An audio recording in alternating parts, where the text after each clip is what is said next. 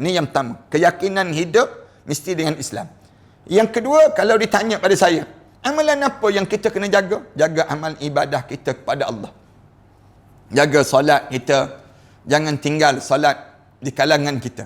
Orang kita ni, ramai mana di kalangan kita, suasana yang berlaku sebegini pun tinggal lagi solat. Solat, ramai mana di kalangan kita tak jaga solat. Tak jaga solat, dia jadi khusyuk. Semakin kita solat, semakin kita dekat dengan Allah. Semakin kita jaga solat, semakin kita hampir dengan Allah Subhanahu Wa Taala. Itu solat. Ya, dalam masa yang sama, tolong jaga apa dia? Jaga bacaan Al-Quran. Biar boleh baca Al-Quran Karim. Semua di kalangan kita ni, biar boleh baca Al-Quran Karim. Jangan ada di kalangan yang follow Facebook saya, dan Instagram saya, dan juga YouTube saya ni, ada yang tak boleh jaga, tak boleh baca Quran. Rugilah pada diri kita. Kalau tuan-tuan tak boleh baca Quran, tuan-tuan cari guru-guru Quran sekarang. Ramai di kalangan kita yang boleh nak mengajar Al-Quran. Saya tengok dalam Facebook, ramai mana guru-guru yang mengajar Al-Quran melalui Facebook sekarang. Dalam YouTube, ramai orang yang mengajar demikian.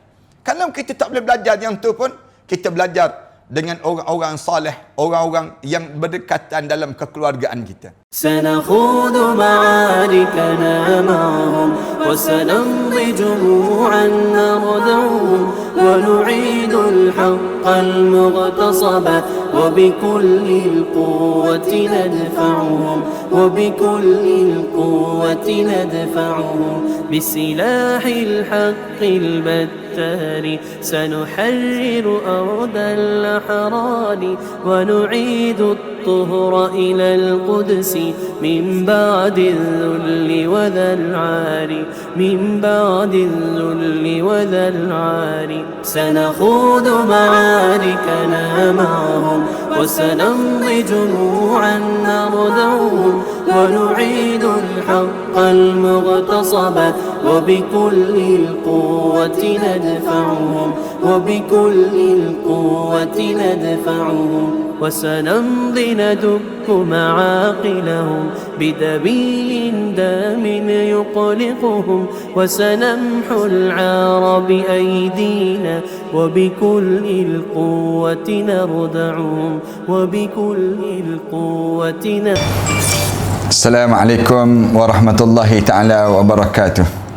الحمدلله رب العالمين والصلاة والسلام على أشرف الأنبياء والمرسلين وعلى آله وصحبه أجمعين. سبحانك لا علم لنا إلا ما علمتنا إنك أنت العليم الحكيم. رب اشرح لي صدري ويسر لي أمري واحلل عقدة من لساني يفقهوا قولي. رب يسر ولا تعسر وتمم بالخير. أما بعد. Para penonton yang dihormati sekalian, kalau sekiranya kita diberitahu bahawa kita mempunyai dua tetamu, satu tetamu yang akan datang besok dan satu lagi tetamu yang akan datang sebulan lagi dalam hidup kita. Agak-agak kita di waktu mana kita diberitahu tetamu yang nak datang, katakanlah yang nak datang besok ialah Agong yang nak datang ke rumah kita. Kemudian dalam hidup kita ni, tetamu yang satu lagi akan datang, Agong akan datang kali yang kedua pada sebulan yang akan datang nanti. Tuan-tuan, agak-agak tuan-tuan akan bersiap yang mana dalam hidup tuan-tuan, dalam hidup saya dan juga dalam hidup semua di kalangan kita. Sudah tentu kita akan bersiap untuk tetamu yang datang besok kan, dibandingkan dengan tetamu yang akan datang sebulan lagi dalam hidup kita ataupun setahun lagi yang dalam hidup kita. Demikianlah dalam hidup kita, kita akan didatangi dengan tetamu. Dalam hidup kita, suatu waktu dalam hidup kita ini, tetamu yang kita akan berjumpa ialah kematian. Kematian ini tetamu dalam kehidupan seseorang. Jangan kita rasa bahawa kala mana kita hidup ini, kita tidak akan didatangi tetamu pada diri kita yang disebut dengan kematian.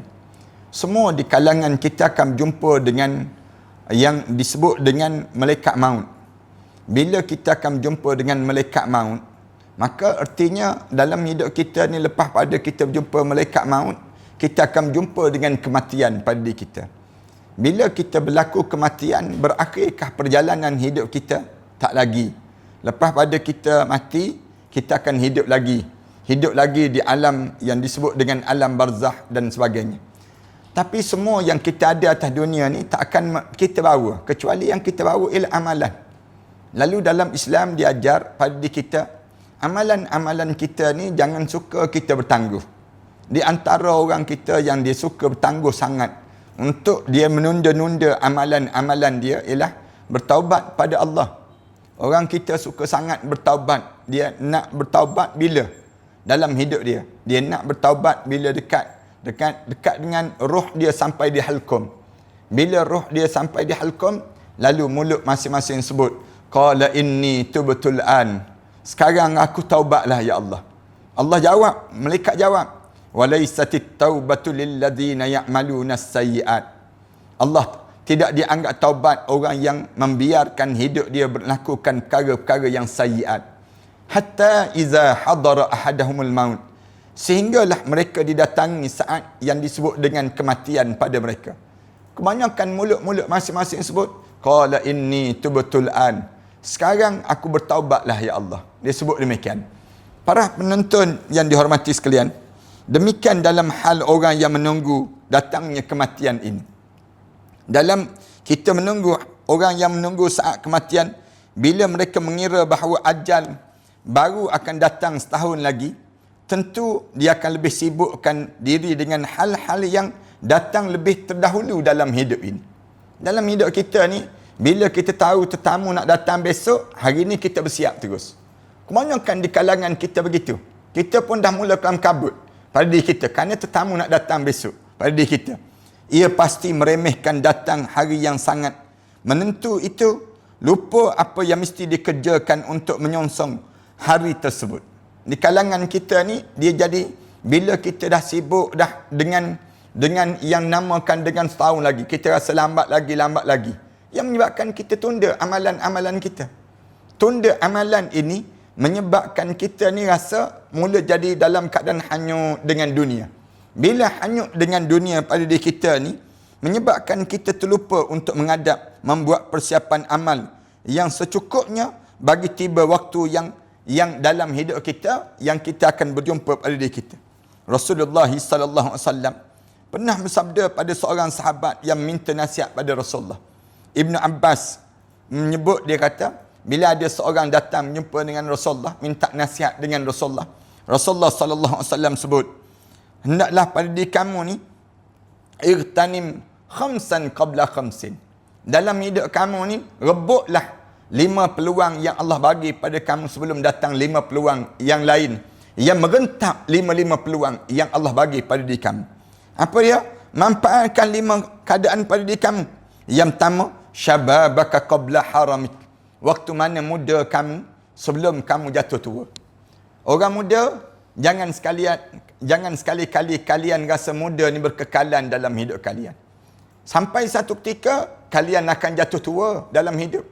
Bila kita akan jadi tua, para penonton sekalian, kita berusia 40 tahun, maka kita akan jatuh tua. Bila kita muda, bermula umur 9 tahun sampai usia 40 tahun, ni masa muda dalam hidup seseorang. Orang yang Allah panjangkan umur dia, panjang-panjang, muda dia, berakhirkah muda dia? Ya, berakhir. Bila berakhir muda? Bila berusia tua, pada kita usia kita 40 tahun. Menjejaki usia 40 tahun, haramik. Kamu direntap segala masa tua, masa muda kamu sudah menjadi dalam keadaan muda, kamu menjadi tua dalam hidup kamu. Tak ada lagi nikmat yang sebagaimana nikmat yang kamu dapati waktu mana muda-muda dahulu. Tanya orang yang berusia 40 tahun di kalangan kita, semua kebanyakan mereka sebut, alangkah untungnya kalau umur ini dikembalikan pada usia 20 tahun. Waktu mana kita usia 20 tahun dahulu, kita sibuk nak menghargai pada usia tersebut. Ramai di kalangan kita melupakan nikmat-nikmat yang Allah bagi pada diri kita demikian. Rasulullah sallallahu alaihi wasallam sebut, rebut lagi masa sihat kamu sebelum kamu jatuh sakit. Sihataka qabla saqamik. Orang sihat, jangan kamu rasa dalam hidup kamu ni rasa sihat sepanjang masa pada diri kamu. Satu hari kamu akan jatuh sakit. Bila kita jatuh sakit dalam hidup kita ni, dalam hidup, Alhamdulillah. Nak sebutnya gambaran bagaimana pada kita suatu hari kita akan jatuh sakit. Orang yang sihat, jangan dia ingat dia sihat sepanjang masa pada diri dia. Waktu mana dia sihat, satu ketika nanti dia akan jatuh sakit juga. Kita kata, saya tak sakit Ustaz. Dalam hidup saya tak pernah rasa sakit. Kita sedang sakit. Kalau ada orang kata dia tak sakit, dia sedang sakit. Sakit apa dia? Sakit di sudut pemikiran dia. Dalam hidup kita ni ada juga sakit. Sakit hati, sampai juga pada diri kita sampai saat-saat yang demikian. Kemudian waktu mana kamu, yang ketiga Rasulullah sebut, masa kaya kamu sebelum datang, masa kamu jatuh dalam keadaan fakrik, masa kamu jatuh dalam keadaan miskin pada diri kamu. Orang kaya, kamu jangan ingat kamu kaya sampai bila-bila. Kamu kena ingat, kaya kamu satu hari nanti kamu akan jatuh miskin. Ada saat tersebut. Orang kaya, kita kata duit saya kekal Ustaz, banyak berbilion-bilion, dia sebut demikian. Duit saya ni berjuta-juta, duit saya ni, misal contoh dia sebut demikian. Ada satu masa orang kaya, duit kamu sudah tidak ada harga dan nilai lagi pada kamu. Kamu jatuh miskin. Kamu nak bagi derma, orang tak nak terima derma kamu. Saat mana kamu nak memberi, tak ada orang yang nak terima pemberian kamu. Kamu jatuh miskin. Pada diri kamu, miskinnya kamu. Walaupun harta benda kamu banyak, kamu nak guna, kamu tak boleh. Nak guna harta benda yang kamu miliki itu. Kamu jatuh miskin dalam diri kamu. Bila lagi dalam hidup kamu, kamu kena rebut. Rasulullah kata, masa lapang kamu sebelum datang dalam keadaan masa sibuk kamu. Wa faragaka qabla syughlik. Waktu mana kamu lapang sebelum kamu jatuh dalam keadaan sibuk dalam diri kamu. Bila kita sibuk? Ada orang tanya, bila Ustaz nak sibuk? Bila sibuk? Bila datang malaikat maut, sibuk terus. Kelam kabut dia panggil. Bukan sibuk je, kelam kabut. Berlaku di saat mana datangnya malaikat maut.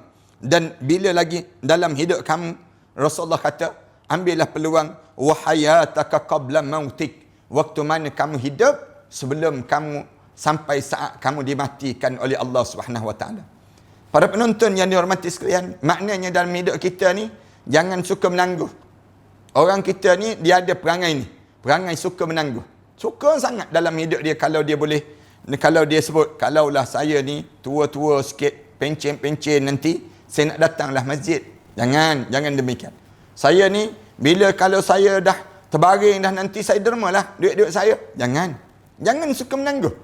Bila kita Allah bagi peluang dalam hidup kita, sama ada 5 ni, Allah akan bagi dalam hidup seorang.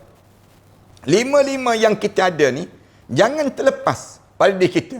Waktu mana kaya, waktu mana lapang, waktu mana kita dalam keadaan yang kita lapang, kemudian waktu mana kita muda, dalam keadaan yang kitanya diberi oleh Allah Subhanahu Wa Taala kesihatan. Semua nikmat-nikmat yang Allah bagi ni, kita ambil peluang untuk mentaati perintah Allah Subhanahu Wa Taala. Rasulullah sallallahu alaihi wasallam bersabda, nikmatani maghbunun fihima katsirun minan nas. Ada 2 nikmat yang kebanyakan manusia ni lupa dalam hidup dia. Lupa nikmat-nikmat yang Allah bagi dalam hidup dia. Nikmat apa dia? As-sihah. Waktu mana sihat. Orang kita, waktu mana gigi tak sakit, ada kita ingat. Waktu mana gigi kita ni elok-elok, orang kita tak peduli. Waktu mana telinga kita ni elok-elok, ada kita nak ambil perhatian pada diri kita. Tak, orang kita tak peduli. Waktu mana lutut kita tak sakit, ada kita nak ambil manfaat dengan lutut tak sakit ni untuk kita mentaati perintah Allah. Orang kita tak peduli. Rasulullah sallallahu alaihi wasallam sebut, ni nikmat yang sering kali manusia terlupa. Sihat. Kita ni bila kita, waktu mana kita sihat, mana ada orang kita nak peduli langsung dalam hidup kita. Bila kena COVID-19 ni, baru kelam kabut di kalangan kita. Kena, baru nak cari yang disebut dengan apa dia, penutup muka. Baru kita nak cari pencuci tangan. Baru kita nak, waktu mana kita sihat? Waktu mana kita sihat? Ramai mana di kalangan kita dalam keadaan dia lupa terhadap nikmat sihat yang Allah kurniakan dalam hidup kita. Sekarang baru kita rasa. Sekarang kita terasa sangat. Bila masjid-masjid dah mula tidak dibenarkan lagi untuk kita pergi solat berjamaah. Rasa sunyinya kita. Biasanya menjelang Ramadan sebegini, kelam kabut di kalangan masyarakat kita. Sibuk dah nak membetulkan diri, dah siap dah. Bersiap untuk masuki bulan Ramadan. Hari ni, bila diumumkan bazar Ramadan pun tiada, barulah ramai mana orang kita terduduk.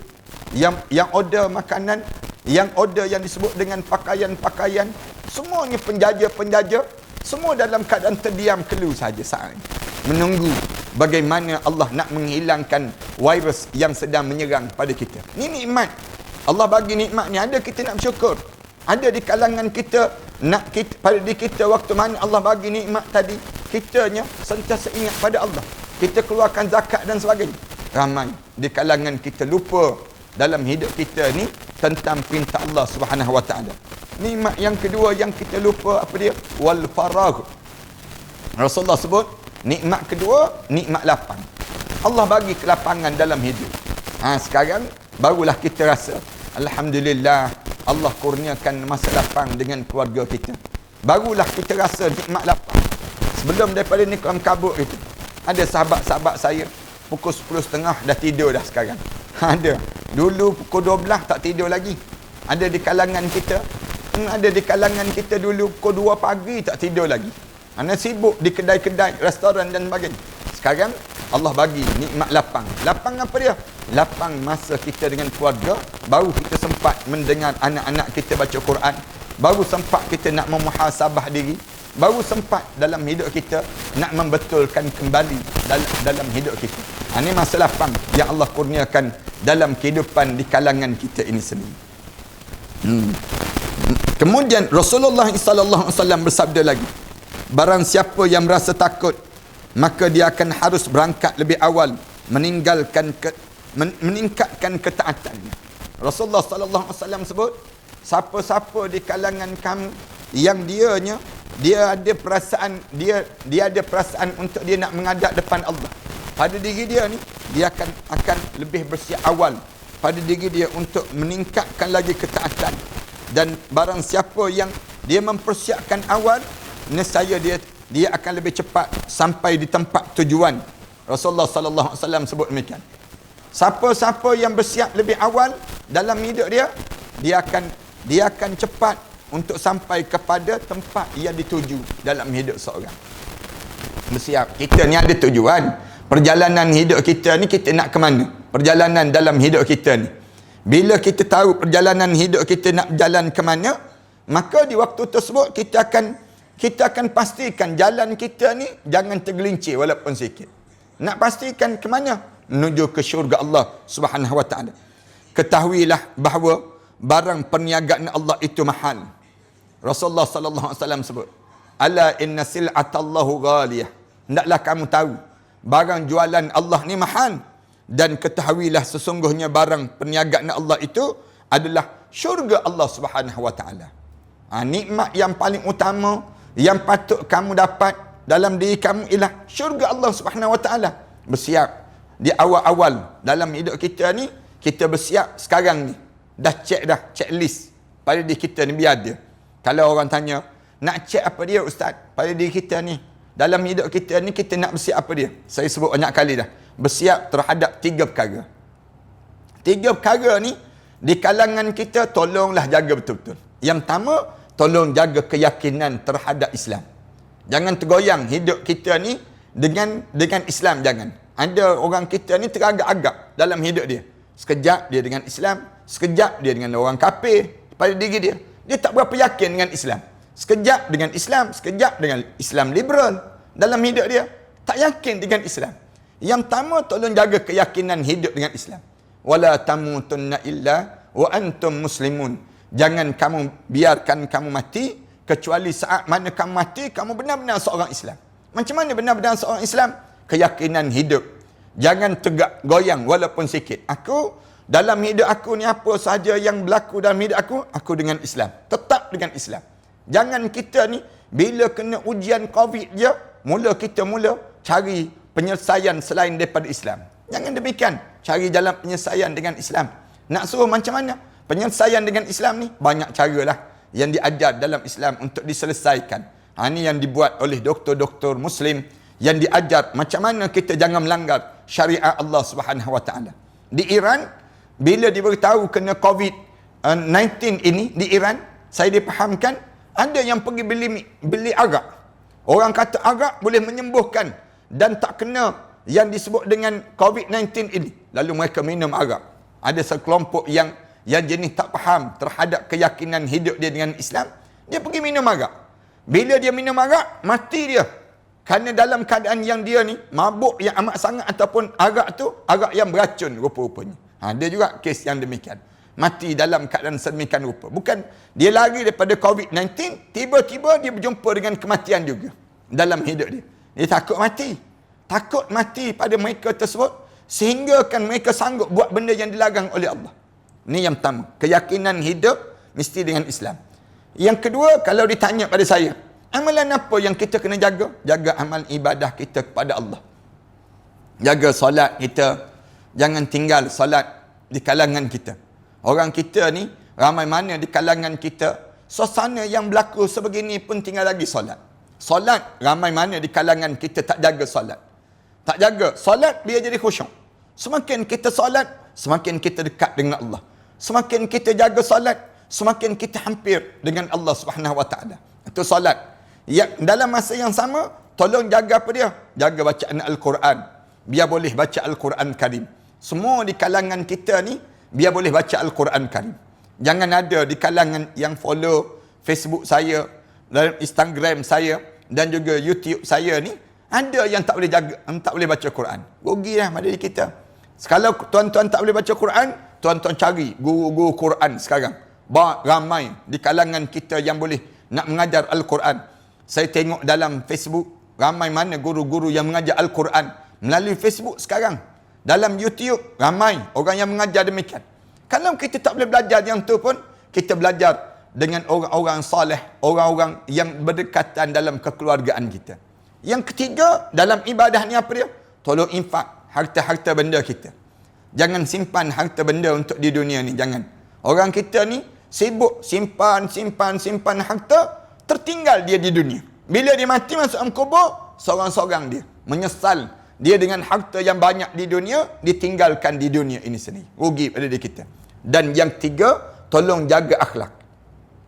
Dalam hidup setiap di kalangan kita ni, tolong jaga akhlak. Jangan kita ni melambat-lambatkan nak membaiki akhlak. Cepat minta maaf. Tersilap tulis dahulu, minta maaf. Tersilap yang dalam hidup kita ni banyak kesilapan-kesilapan yang sering kali kita lakukan dalam kehidupan kita. Rasulullah sallallahu alaihi wasallam bersabda, "Hai manusia, ingatlah Allah. Ingatlah Allah telah datang kepada kamu tiupan pertama yang menggoncangkan alam, yang diiringi oleh tiupan kedua.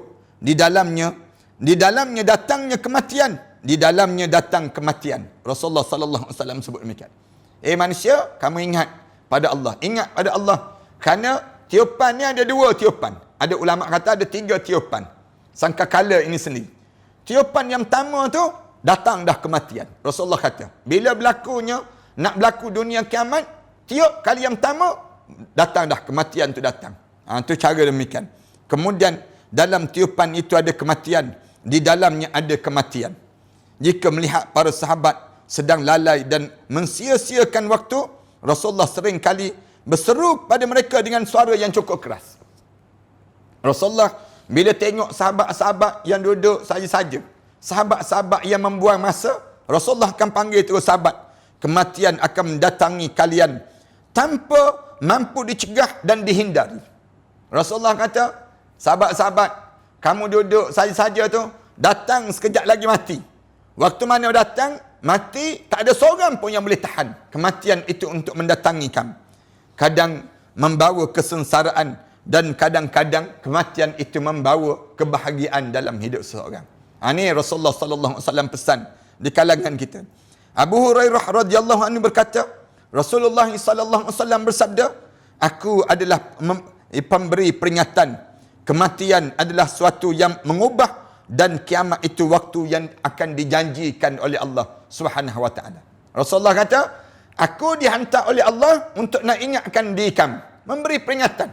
Manakala kematian akan datang dalam hidup kamu. Maknanya apa dia? Sepanjang kamu hidup ni buat amalan.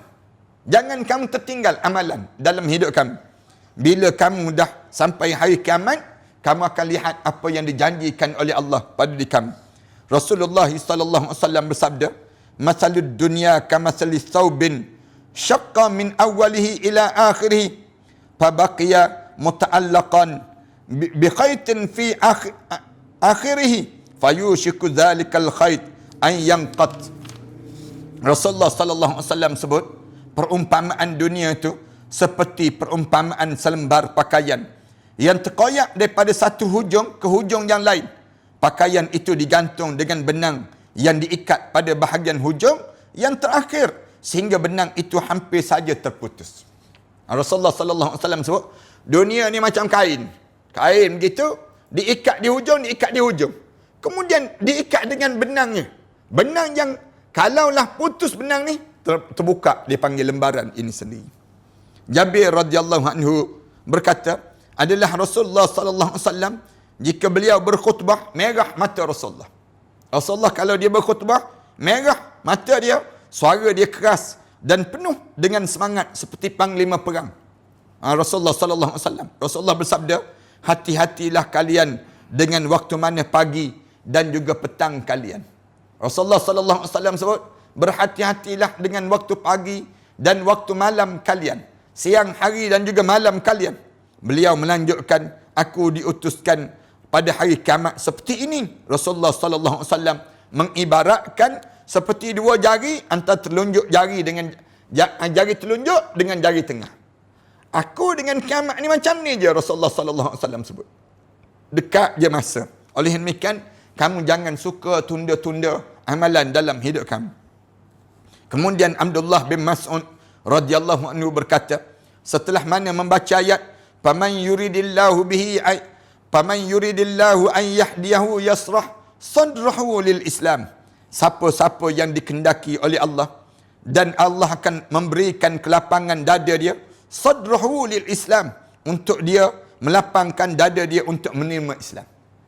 Islam ni tak semua orang ya Allah bagi, tak. Allah pilih orang ni aku bagi, orang ni aku tak bagi. Contoh orang yang Allah tak bagi siapa dia? Abu Talib, bapa saudara Rasulullah sallallahu alaihi wasallam. Bapa saudara Rasulullah sallallahu alaihi wasallam, walaupun dia dekat dengan Rasulullah, tapi dekat nak meninggal dunia tak boleh mengecap.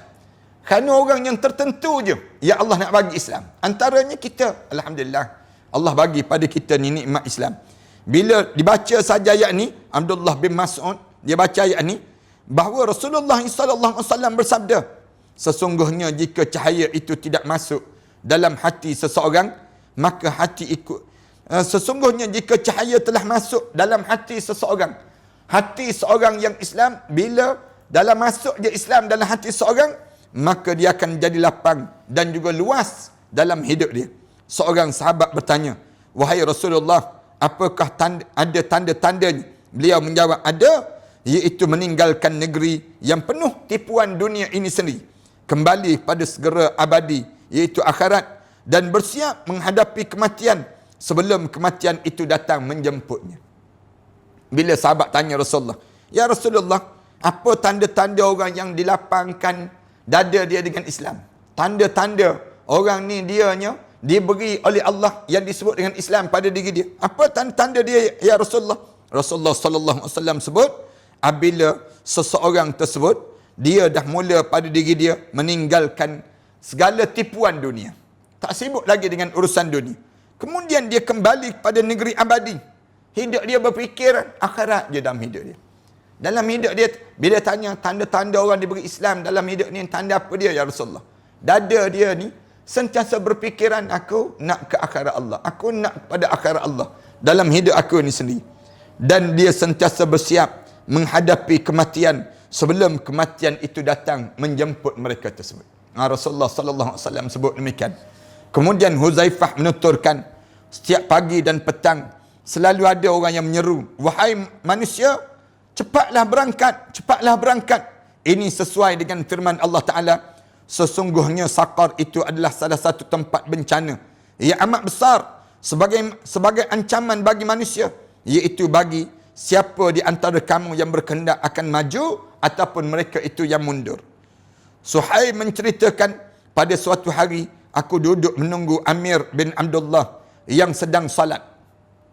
Bila aku duduk menunggu Amir bin Abdullah sedang salat, ia mempercepatkan salatnya. Lalu selesai saja dia salat, dia menoleh kepada aku dan berkata, tunda dulu keperluan kamu terhadap aku. Bila aku tunggu je, yang disebut dengan Amir bin Abdullah yang sedang solat ni, bagi salam, Amir bin Abdullah tengok pada aku, dia kata, kamu tunggu kejap. Kamu jangan cerita lagi masalah kamu pada aku. Kerana aku harus menjadi cepat. Aku nak cepat-cepat ni. Aku bertanya, siapa yang menyebabkan kamu jadi nak cepat pada diri kamu? Lalu dia jawab, iaitu malaikat maut, disebut demikian. Semoga Allah merahmati kamu. Lalu aku bangkit meninggalkan dia dan dia pun melanjutkan salatnya.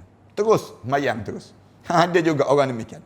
Bila tengah-tengah semayang, datang dekat dengan Amir ni, dia tunggu je. Amir tu bagi salam, Assalamualaikum, Assalamualaikum, tengok dia. Dia kata, kamu ada hajat kan? Kamu tak payah cerita lagi pada aku.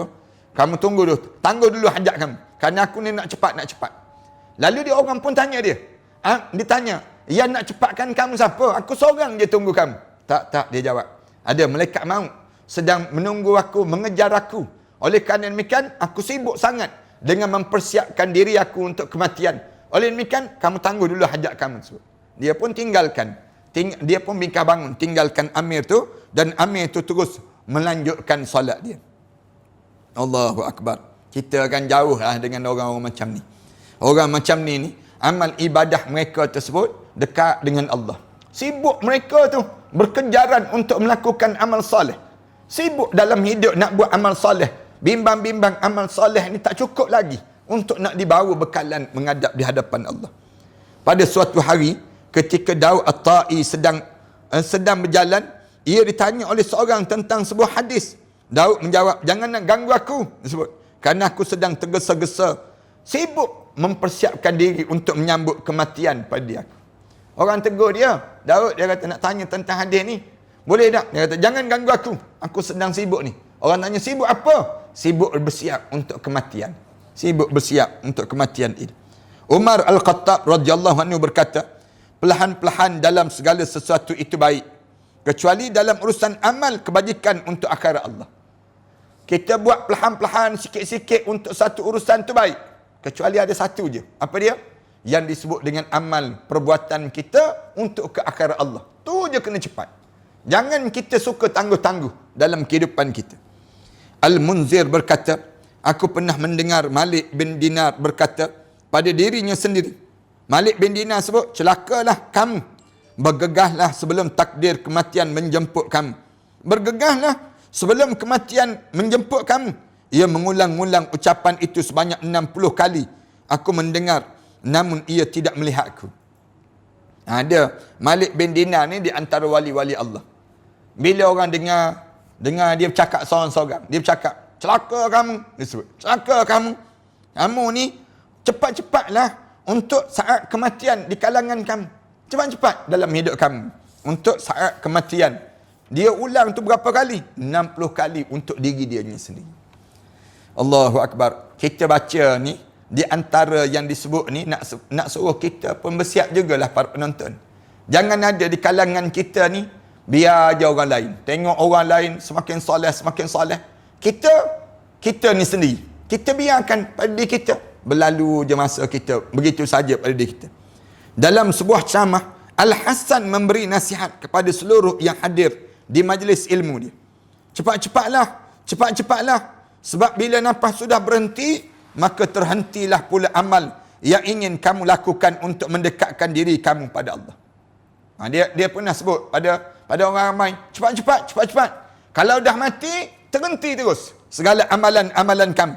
Yang maha mulia lagi maha agung.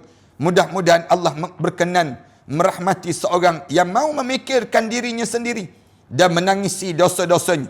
Kemudian ia membaca ayat dalam surah Maryam ayat yang ke-84, kerana sesungguhnya kami hanya menghitung datangnya hari siksaan untuk mereka dengan perhitungan yang teliti. Para penonton dan sahabat-sahabat sekalian, apa yang saya baca dan saya sebut ni, saya nak sebut pada kita, jangan suka menunda dalam hidup kita. Orang kita ni, di antara perangai yang melekat dalam tuadan kita ni, suka sangat kita tangguh-tangguh. Menangguh-nangguh berbuat amal soleh. Jangan begitu di kalangan kita. Bila kita menangguh, sedangkan kematian di hadapan kita, dalam hidup kita. Bila sampai saat mati, kebanyakan manusia sebut, laula akhartani ila ajalin qarib. Boleh tangguh tak sekejap? Jangan bagi mati lagi. Nak buat apa dia? Fa as-saddaqa. Yang pertama, dia nak bersedekah di jalan Allah.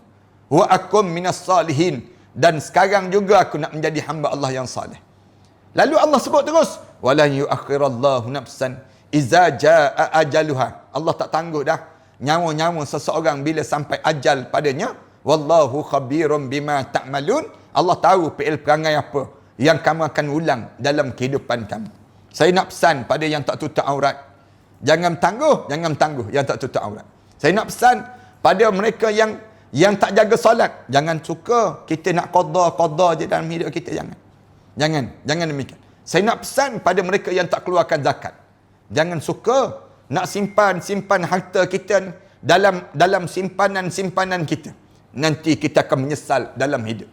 Saya nak pesan pada mereka yang suka menangguh-nangguh, kerana yang tangguh-tangguh ni semuanya akan menyesal bila sampai saat kematian. Terima kasih di atas kesempatan yang baik ini. Terima kasih di atas peluang sahabat-sahabat bersama pada malam yang baik ini. Mari sama-sama kita baca doa. Mudah-mudahan Allah bagi kebaikan dan berterusan dalam hidup kita. A'udzubillahi minasyaitanirrajim. Bismillahirrahmanirrahim. Alhamdulillahirabbil alamin.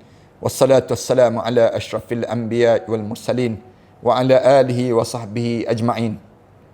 Allahumma ighfir dhunubana wa liwalidina warhamhuma kama rabbayna shaghira wa li jami'il muslimina wal muslimat wal mu'minina wal mu'minat al ahya' minhum wal amwat. Ya Allah, ya Tuhan kami, ampunkanlah dosa kami di saat bulan Sya'ban ini ya Allah. Dosa besar kami dan dosa kecil kami ya Allah. Berilah peluang untuk kami menghirup udara segar di bulan Ramadan nanti ya Allah. Jadikanlah kesempatan untuk kami ya Allah, untuk kami mengecapi lagi suasana indah di bulan Ramadan itu ya Allah. Ya Allah, ya Tuhan kami saat sebegini menjadi terdesak dalam hidup kami ya Allah. Memohon pada kamu ya Allah agar kamu sembuhkanlah sahabat-sahabat dan saudara-saudara kami yang dihinggap dengan virus coronavirus ataupun COVID-19 itu ya Allah. Ya Allah, jauhkanlah kami daripada virus yang jahat ini ya Allah. Kamu cabut dan kamu buanglah virus ini ke lautan itu ya Allah. Kamu jadikanlah pada kami ini ya Allah kesembuhan di kalangan masyarakat kami ya Allah. Ya Allah, kamu lembutkanlah hati-hati sesama kami ini ya Allah. Bagi mereka yang ingkar terhadap PKP ini ya Allah, kami pohon pada kamu ya Allah agar kamu lembutkanlah hati mereka ya Allah, mendengar nasihat-nasihat yang baik daripada pemerintah yang baik ini ya Allah. Kamu kekalkanlah pemerintahan yang baik kepada kami ini ya Allah. Kamu jadikanlah pemerintahan ini ya Allah pemerintahan yang memberi kebaikan pada kami pada masa yang akan datang nanti ya Allah. Bukan pemerintahan yang melakukan khianat kepada rakyat ini ya Allah. Rabbana alaika tawakkalna wa ilaika anabna wa ilaikal masir. Rabbana ja'alna muqimas salah wa min dhurriyyatina rabbana wa taqabbal du'a. Rabbana atina fid dunya hasanah wa fil akhirati hasanah wa qina adzaban nar. Wa sallallahu ala Muhammad wa ala alihi wa sahbihi wa sallam. Walhamdulillahi rabbil alamin.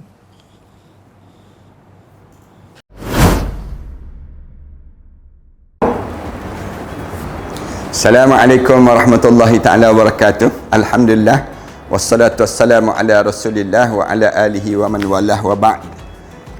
Sahabat-sahabat sekalian, bangunan yang saya berada ini merupakan bangunan yang kita bercadang untuk mewakafkan, dan kita beli dan kita wakafkan.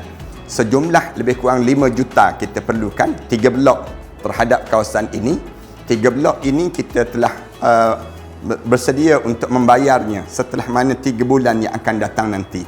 Saya mencari seramai lebih kurang 1000 orang para pewakaf yang berjumlah sebanyak 5,000 setiap seorang. Hubungi talian ini dan setiap nama itu kita akan letakkan di bawah nama-nama Allah. Kemudian kita akan tampalkan di dinding terhadap bangunan ini, dijadikan untuk kemudahan bagi siapa yang berniat untuk mewakafkan bangunan ini. Tuan-tuan jangan risau.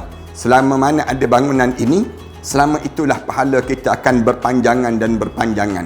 Ambillah kesempatan di saat mana kita mempunyai peluang yang Allah bagi pada diri kita ini untuk sama-sama kita menyuburkan dan mewangikan kubur-kubur arwah-arwah ayah kita, arwah ibu kita, arwah-arwah yang telah meninggal dunia. Dan tak lupa kita pun bakal arwah yang kita akan mewakafkan bangunan ini, pahala-pahala akan berpanjangan dan berterusan. Setakat ini kami telah bersedia untuk membeli daripada pemilik yang bukan Islam kepada menjadi milik orang Islam pula. Mari bersama dengan kami, mudah-mudahan Allah jadikan kebaikan kepada dalam wakaf-wakaf di kalangan kita, kepada para pewakaf yang telah mewakafkan ini. Wallahu a'lam.